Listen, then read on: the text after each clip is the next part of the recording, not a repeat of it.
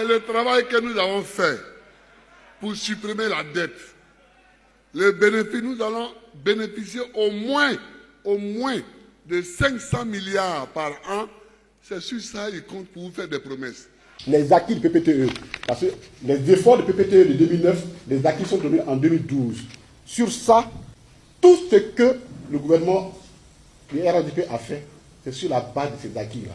Et le plus grand financier, c'est dans le cadre du contrat CD2, qui a été payé par tranche. Ça aussi, on le dit. La Côte d'Ivoire a bénéficié, à partir de 2012, de 2 contrats CD2 d'un montant global de 1151 milliards pour financer divers projets de développement. Le premier, de 630 millions, donc de 413 milliards, couvrait la période de 2012 à 2015, et le second, de 738 milliards, de 2014 à 2020. 500 milliards. Vous savez ce qu'on peut faire avec? Construire les écoles, construire les dispensaires, faire l'AMU, acheter des médicaments, mettre tous les enfants à l'école, soigner tous les enfants. C'est ça qui fait courir ceux qui sont en face. Le fameux PPTE, pays pauvres, l'allègement de la dette. Mais vous savez, c'est moi, au Fonds monétaire international, qui ai plaidé pour que la Côte d'Ivoire figure sur la liste des pays pauvres très endettés. C'était une angoisse pour moi parce qu'en fait, nous n'étions pas un pays pauvre très endetté. Nous étions endettés, mais nous n'étions pas pauvres. Mais je connaissais les bénéfices que cela pouvait avoir pour mon pays. J'ai travaillé avec le conseil d'administration, c'est comme ça que la Côte d'Ivoire a été inscrite sur la liste. Le contrat CD2, c'est quoi? Pour qu'on puisse expliquer. Dans le cadre donc, du PPTE, chaque créancier a sa propre politique. Et sur ça, la France a décidé, avec certains pays, que tu ne lui rembourses pas ton argent.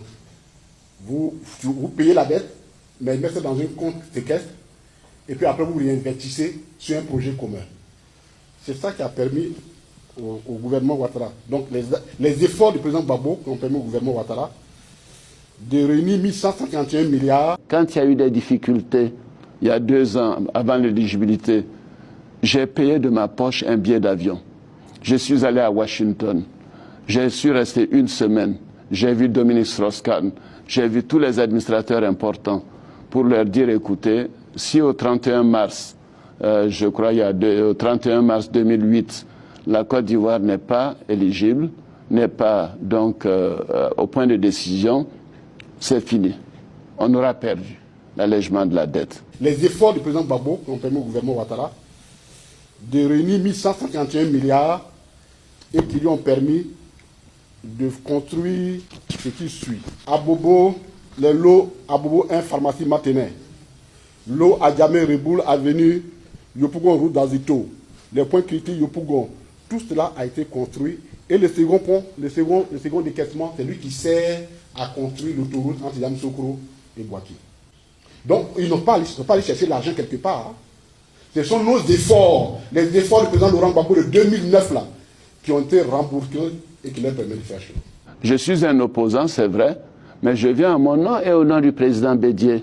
Parce que nous sommes des opposants, mais nous sommes des patriotes.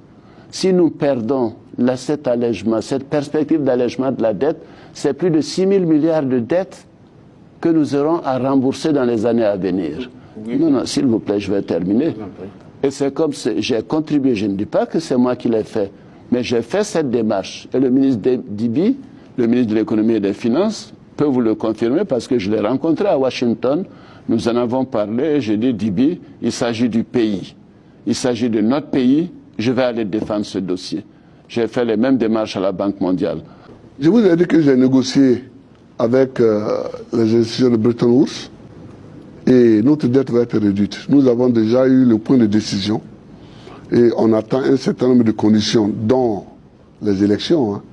Ce n'est pas écrit, mais enfin, c'est entendu que les élections font partie du package des dernières conditions. Après, il y a la réforme de la filière café-cacao qui est déjà faite. On attend les élections pour la rendre publique.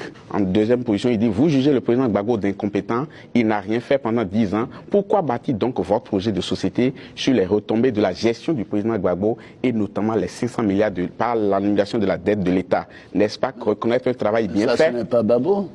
C'est pas Gbagbo qui a fait ce travail. Je vous ai dit, ma part, c'est le ministre des Finances.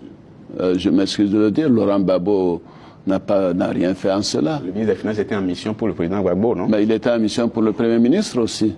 Et il a eu l'appui du Premier ministre Alassane Ouattara. Donc, qu'ils arrêtent, hein, c'est du cinéma, ça. Lorsque vous regardez la situation et l'environnement de votre pays, vous vous posez des questions. Qu'est-ce qui pose des problèmes à mon pays? Qu'est-ce qui fait que depuis 1982, pratiquement, nous n'avons plus fait d'investissement? Même pas des investissements de maintien, pour dire des investissements de croissance. Mais regardez, tout ce qui a été bâti avant. Mais c'est cette dette que nous annulons aujourd'hui qui a permis de bâtir ce qui a été bâti avant. Mais depuis que nous avons eu notre crise, notre dette extérieure, qui a commencé d'abord par des programmes d'ajustement structurel et tout le reste, jusqu'à ce que le PPTE soit mis en place depuis 1996. Et là-dessus, si vous voulez, je vais vous dire une chose que les Ivoiriens ne savent pas.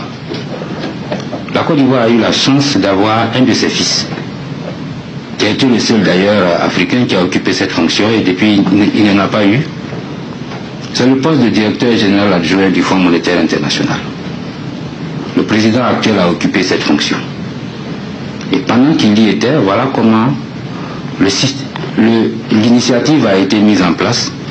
Et bien entendu, ce n'est pas qu'il a fait en sorte que la Côte d'Ivoire y soit, mais il a pesé quand même pour que notre pays fasse partie de ces pays-là devant bénéficier de cette initiative-là, parce que les ratios, je dirais les ratios pertinents que le monde entier regarde avant de déclarer qu'un pays est pauvre et très endetté, ces ratios-là nous concernaient de près.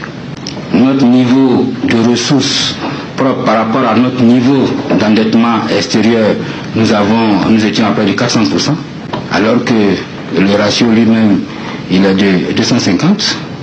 Notre PIB par rapport à notre dette extérieure, on était à près de 100 et quelques %, alors que le ratio est de 40%. Donc, tous ces ratios-là, nous ne les respectons pas. Voilà comment la Côte d'Ivoire a été admise à compétir. Parce que ce n'est pas parce que qu'est-ce qui s'est passé? C'est que notre niveau de pauvreté a pratiquement atteint près de 48%.